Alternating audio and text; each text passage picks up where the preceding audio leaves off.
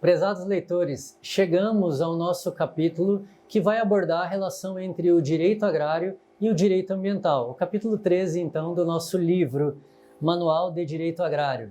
Eu sou o professor Thiago Bittar e vamos, então, falar da relação entre o meio ambiente e o direito agrário.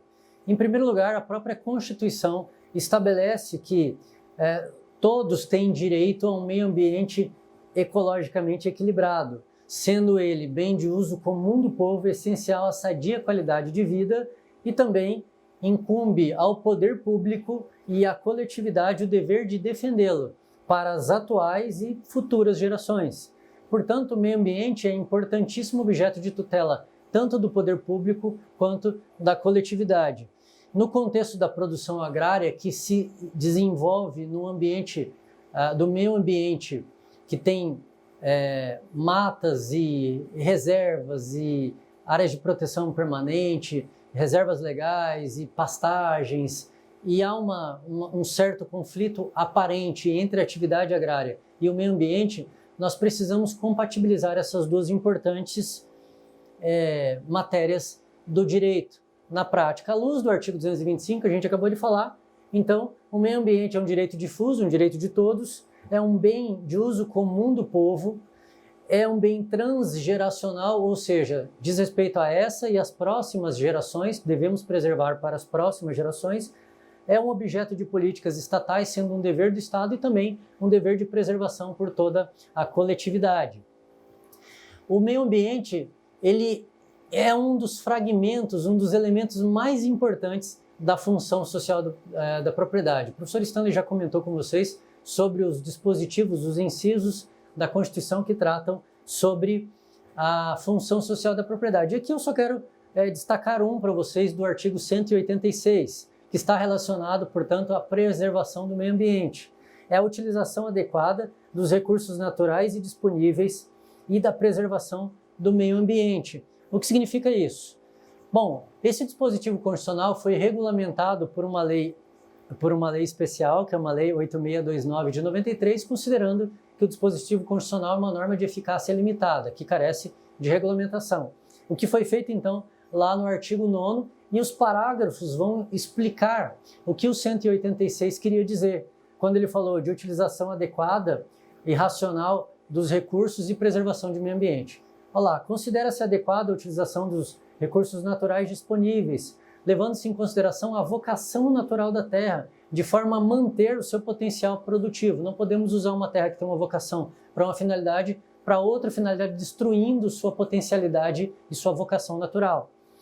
E no parágrafo 3º diz que a preservação do meio ambiente tem a ver com a preservação e manutenção das características próprias daquele meio natural e da qualidade dos recursos ambientais com relação à manutenção do equilíbrio ecológico, da saúde e qualidade de vida das comunidades vizinhas. Não podemos aceitar, por exemplo, exploração de metais preciosos que poluam o solo e rios da circunvizinhança.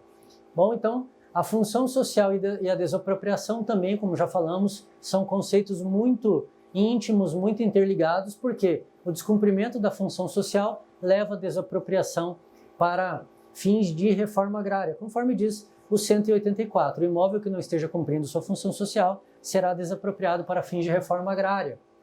A Lei 6938 de 81 estabelece os instrumentos da Política Nacional do Meio Ambiente.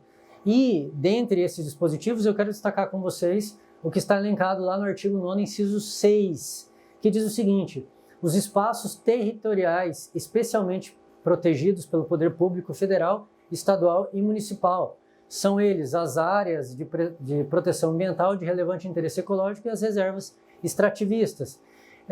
Nesses espaços ambientalmente protegidos, especialmente protegidos pelas normas de direito ambiental, nós temos aqui restrições importantes ao exercício da atividade rural. O proprietário não pode utilizar esses espaços como bem entender. Então há uma restrição, uma intervenção do Estado na propriedade privada.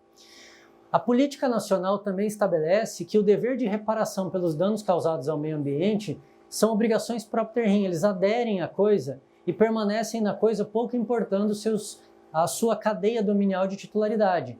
Então não compete discutir quem causou os danos ambientais. mas sim que aquele atual proprietário tem o dever de reparar os danos causados ao meio ambiente.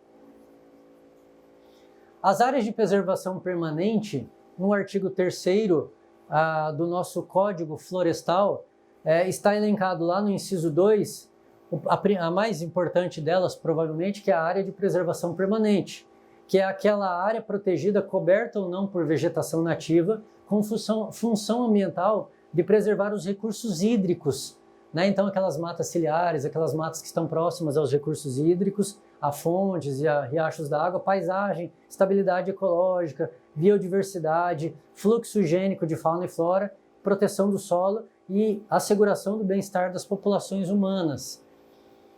O Código Florestal admite intervenção nas áreas de preservação permanente e até mesmo supressão de vegetação nativa somente nas hipóteses de utilidade pública e de interesse social ou de baixo impacto ambiental previstos na própria legislação do Estatuto Florestal, do Código Florestal. A reserva legal, que é outra espécie de área especialmente protegida de cunho ambiental, ela está prevista no inciso 3 do mesmo artigo 3º.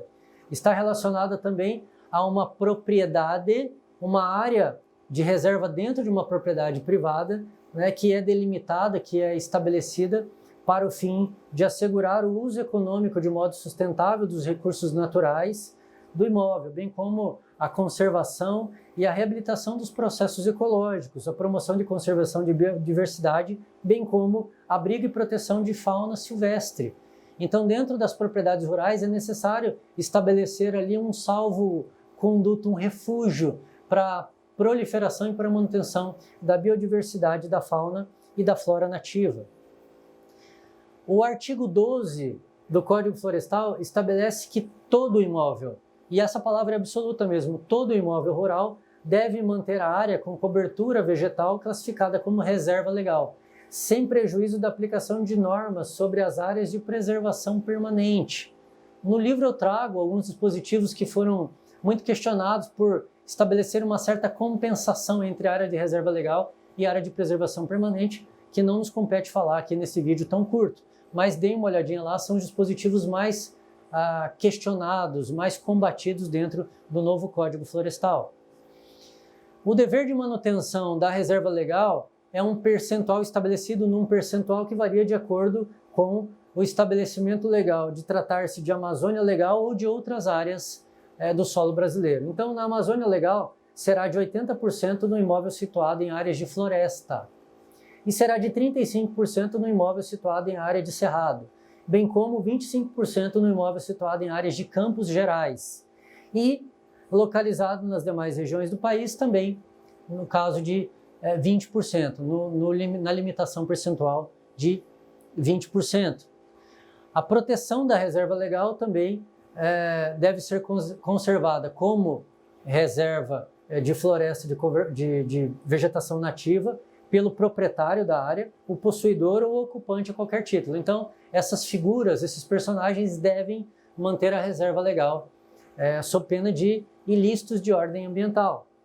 E admite-se a exploração econômica da reserva legal, contanto que preenchidos alguns requisitos, como o manejo sustentável, desde que seja previamente aprovado o projeto pelo órgão competente do CISNAMA, tá? De acordo então com modalidades previstas no Código Florestal.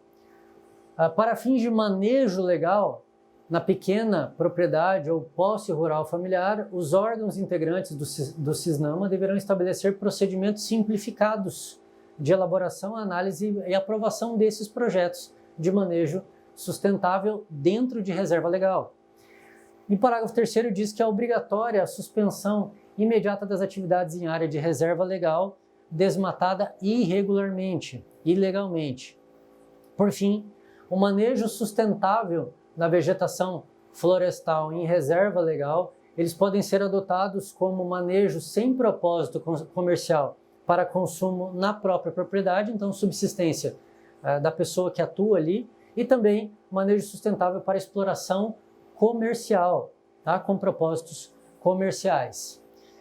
Então ficamos por aqui, essa foi uma aula um pouco mais curta também, Peço que vocês nos sigam e acessem nossas redes sociais, @Prof. Stanley Costa e @Thiago_Bitar. Ficamos por aqui e muito obrigado pela sua atenção. Até a próxima!